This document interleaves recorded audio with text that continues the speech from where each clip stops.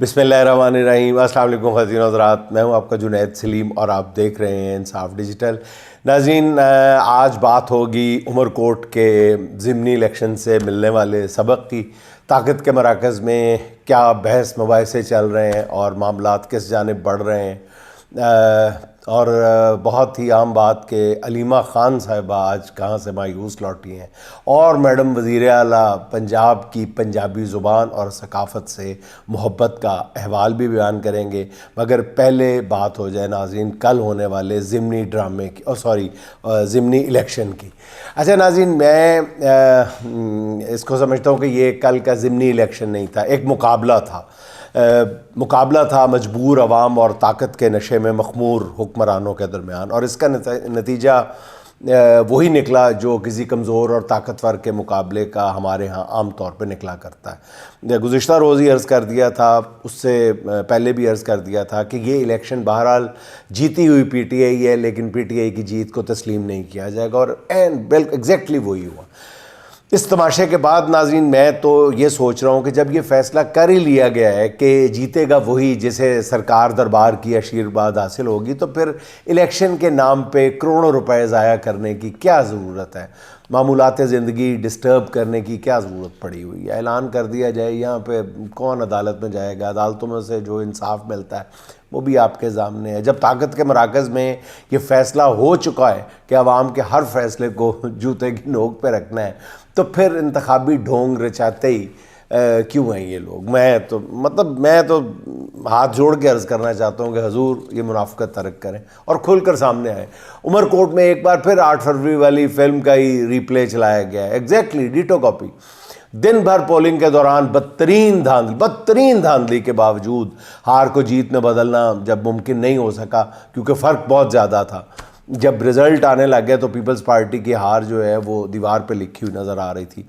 कमों में 100 से ज़्यादा पोलिंग स्टेशन के रिज़ल्ट आए तो लालचंद मल्ली साहब की लीड 10,000 के करीब हो चुकी थी, और ये भी धांधली के बावजूद, काउंटिंग में भी धांधली के बावजूद। फिर खुफिया हाथ हरकत पे आए और आधी रात तक फिर ये महाज बाकायदा तौर पर फतह कर लिया गया, लेकिन नताइज जो हैं वो टीवी पर पहले ही चलवा दिए गए थे। अफसोस है नाज़रीन कि पीपल्स पार्टी ने भी उसी रास्ते का इंतखाब किया है जिस पे चलते हुए पहले ही नून लीग नामी जमात फना के घाट तकरीबन उतर चुकी है। ख्याल था कि पीपल्स पार्टी की क़यादत जो है वो नून लीग के अंजाम से इबरत पकड़ेगी, लेकिन ऐसा हो नहीं सका। पीपल्स पार्टी की नाज़रीन मुनाफिकाना सियासत पहले ही नहरों के मामले पर गौते खा रही है और अब ये तेज़ी से अपने अंजाम की तरफ बढ़ रही है। उमरकोट की हार पीपल्स पार्टी के लिए इतनी नुकसानदेह नहीं थी जितनी धांधली से जीत तबाहकुन साबित होगी, और इस खाकसार की नाज़रीन ये बात लिख लें, ये जो मैंने अर्ज़ किया कि ये जो जीत है ये ज़्यादा तबाहकुन होगी। कुछ लोगों का कहना ये था कि पीपल्स पार्टी के पास बहुत ये सुनहरा मौका है जो उसने गंवा दिया है। पीपल्स पार्टी ये एक इलेक्शन हार जाती और फिर आने वाले कई इलेक्शन इस एक हार की बुनियाद पर जीत सकती थी। वो इस तरह के वो ताकतवर हलकों को ये पैगाम दे सकती थी कि देखें, नहरों के मसले पे हमने रिट्रीट किया है तो हमें अवामी रद्द अमल का सामना करना पड़ा है, और इस तरह वो इस्टेब्लिशमेंट के दबाव से किसी हद तक अपने आप को दबाव से आज़ाद करने की एक कोशिश ज़रूर कर सकते थे। और पीपल्स पार्टी ये इलेक्शन हार जाती, लेकिन कम से कम ताकतवर हलकों पे ये दबाव अपना डालने में कामयाब हो जाती कि देख लें ये होता है अंजाम अवामी राय के सामने या अवामी राय के मुखालिफ चलने का अंजाम ये होता है।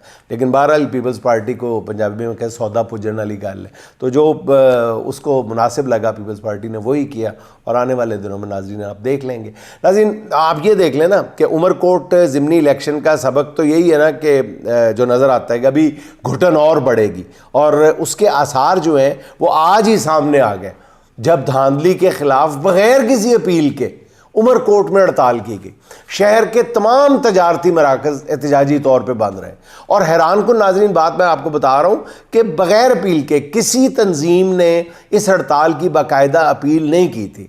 और उमरकोट ज़िमनी इलेक्शन में धांधली के बाद जो लोग सिस्टम के अंदर रहकर मस्बत तब्दीली की कोशिश कर रहे हैं उनकी आवाज़ भी मज़ीद कमज़ोर हो जाएगी, हुई है बल्कि।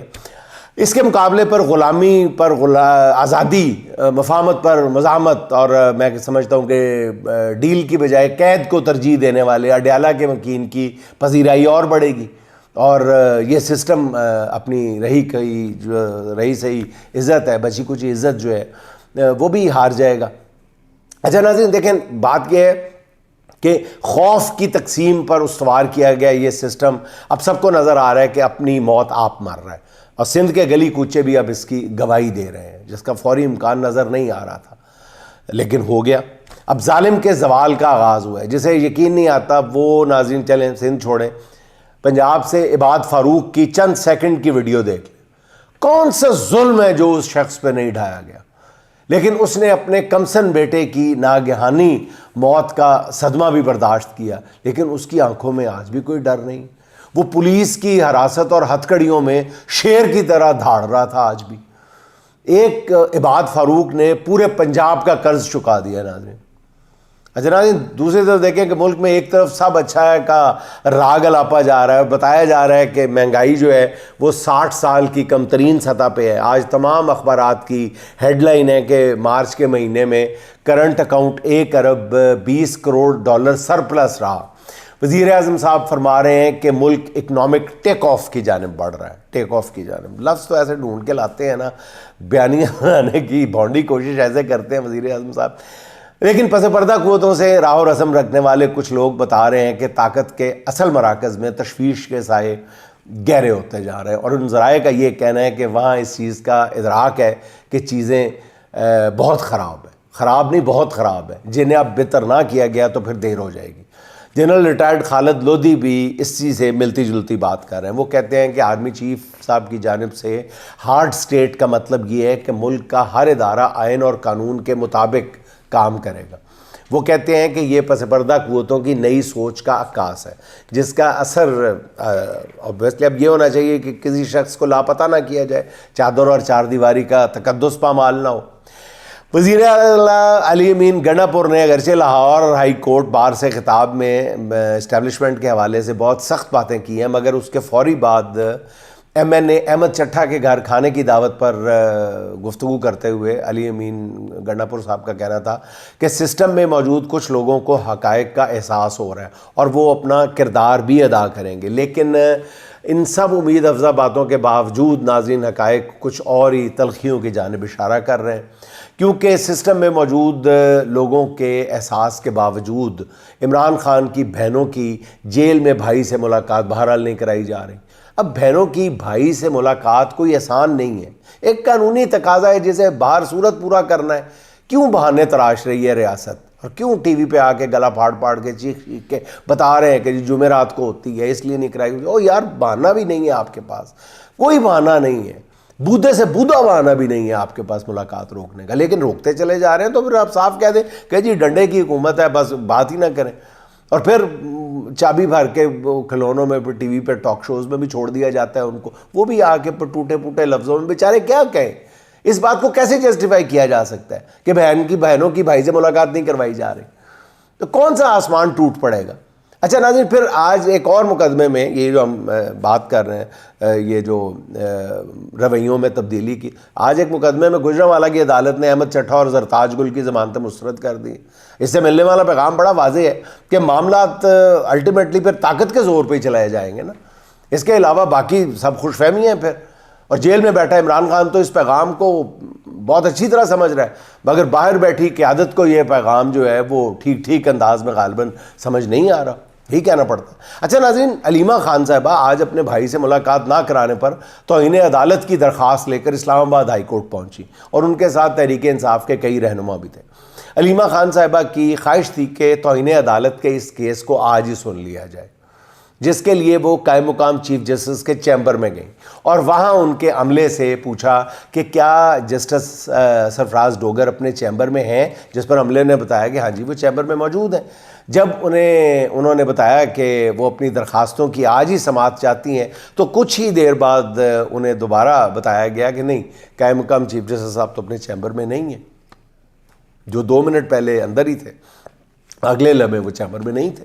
اس پر علیمہ خان نے وہاں گفتگو کرتے ہوئے کہا کہ وہ تو صرف جج صاحب کو یہ بتانا چاہتی ہیں کہ عمران خان سے ملاقات نہ کرا کر ہماری نہیں ان کی عدالت کی توہین کی جا رہی ہے. حالانکہ علیمہ خان کو بتانا چاہیے تھا کہ قائم مقام چیف جسٹس صاحب اس سے اپنی توہین محسوس ہی نہیں کرتے. آپ کہہ رہی ہیں نا علیمہ صاحبہ کہ جج صاحب کو نہیں پتا کہ کس کی توہین ہو رہی ہے. بہرحال جو ججز اپنے ہی ساتھ ججز کا حق مار کر کسی عہدے کے خواہش مند ہوں ان کی کیسی سیلف رسپیکٹ اور ان کی پھر کیسی توہین. پھر علیمہ خان کو یہ بھی پتہ ہونا چاہیے کہ یہ وہ دور نہیں ہے جب عدالتیں فوری مقدمات لگا لیا کرتی تھیں. وہ وقت اور تھا جب آدھی رات کو عدالتیں کھول لی جاتی تھیں. یہ نیا دور ہے جس کے تقاضے بھی نئے. اس لیے اڈیالہ جیل کے باہر علیمہ خان اسلام آباد ہائی کورٹ سے بھی انصاف لیے بغیر ہی روانہ ہو گئی ناظرین. اور آخر میں ناظرین کچھ ذکر ہو جائے پنجاب کی وزیر اعلیٰ محترمہ مریم نواز شریف صاحبہ کا، جن کی رگوں میں پنجابی خون جوش مار رہا تھا. آج گزشتہ روز پنجابی کلچر کے حوالے سے منعقدہ تقریب سے خطاب کرتے ہوئے انہوں نے فرمایا کہ میں بلو بلڈڈ پنجابی ہوں.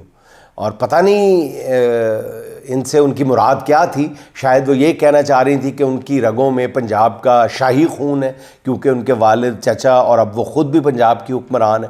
ویسے میں حیران ہوں ناظرین کہ شریف خاندان کتنے اوصاف کا مالک ہے. مریم نواز صاحبہ جب آزاد کشمیر کے الیکشن کے دوران انتخابی جلسے کرتی تھی تو وہاں بتاتی تھی کہ مجھے اپنے کشمیری ہونے پہ فخر ہے، میں کشمیر کی بیٹی ہوں. بہرحال اس معاملے میں وہ جو بہتر سمجھیں، جس وقت جو سمجھیں وہ کہہ سکتی ہیں. پھر انہوں نے پنجابی زبان اور کلچر کی دل کھول کر تعریف کی. وہ کافی دیر تک اردو زبان میں پنجابی زبان کے قصیدے بیان کرتی رہی. تقریب میں موجود عارف لوہار کو مخاطب کرتے ہوئے مریم صاحبہ نے کہا کہ مجھے آپ کا گایا ہوا گیت ایک پھل موتی دا مار کے جگہ سونی ہے بہت پسند ہے. اس پر عارف لوہار کھسیانے سے ہو کر ادھر ادھر دیکھنے لگے کیونکہ یہ گیت جو ہے یہ عارف لوہار نے نہیں، منصور ملنگی مرحوم نے گایا ہوا ہے. پھر میڈم وزیر اعلیٰ نے تقریب میں موجود گلوکارہ نصیب لال کو بھی امبیرس کیا کیونکہ انہوں نے کہا کہ میں تو اپنے بچپن سے نصیب لال کے گیت سن رہی ہوں. یہ ایسی تعریف تھی ناظرین جو شاید نصیب لال کو بھی آسانی سے ہضم نہیں ہو سکتی تھی کیونکہ سب جانتے ہیں کہ میڈم وزیر اعلیٰ اور نصیب لال کی عمر کم و بیش ایک جتنی ہوگی. تو میڈم وزیر اعلیٰ کی گفتگو سے لگ رہا تھا کہ وہ پنجابی گیتوں کی کافی دلدادہ ہے اور وہ کہتی ہیں کہ دنیا بھر کا میوزک سن لیں مگر بلے بلے ٹور پنجابندی جیسی بات کہیں اور نہیں ہے اور بھنگڑے کا دنیا میں کوئی مقابلہ نہیں ہے.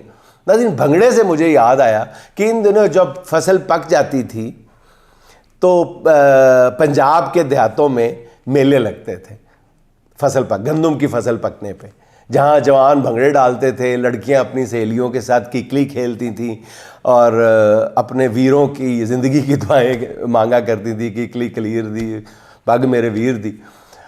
مگر ان دنوں تو ناظرین اسی پنجاب کے کھیتوں کھلیانوں میں حسرت برستی نظر آ رہی ہے کیونکہ گندم کا کوئی خریدار نہیں ہے اور گندم کی جو قیمت مل رہی ہے اس سے ناظرین فصل کے اخراجات بھی پورے نہیں ہو رہے.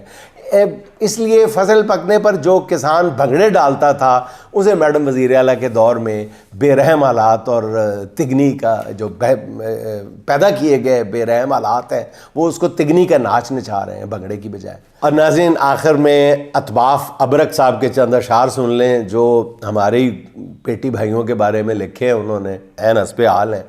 سر بازار سجاتے ہو تو کیوں لکھتے ہو، سر بازار سجاتے ہو تو کیوں لکھتے ہو، گر قلم بیچ کے کھاتے ہو تو کیوں لکھتے ہو، جھوٹ کے پاؤں بناتے ہو تو کیوں لکھتے ہو، آنکھ دیکھا نہ دکھاتے ہو تو کیوں لکھتے ہو، آنکھ دیکھا نہ دکھاتے ہو تو کیوں لکھتے ہو، وقت کی دھونس میں آتے ہو تو کیوں لکھتے ہو، شاہ کے ناز اٹھاتے ہو تو کیوں لکھتے ہو، راہ سیدھی نہ دکھاتے ہو تو کیوں لکھتے ہو، خضر رہزن کو بتاتے ہو تو کیوں لکھتے ہو، خضر رہزن کو بتاتے ہو تو کیوں لکھتے ہو، خون ناحق جو چھپاتے ہو تو کیوں لکھتے ہو، ظلم انصاف بتاتے ہو تو کیوں لکھتے ہو، بات بے وجہ بڑھاتے ہو تو کیوں لکھتے ہو، دیے نفرت کے جلاتے ہو تو کیوں لکھتے ہو، خود کو لفظوں میں نچاتے ہو تو کیوں لکھتے ہو، خود کو لفظوں میں نچاتے ہو تو کیوں لکھتے ہو، بس خریدار رجھاتے ہو تو کیوں لکھتے ہو، بس خریدار رجھاتے ہو تو کیوں لکھتے ہو.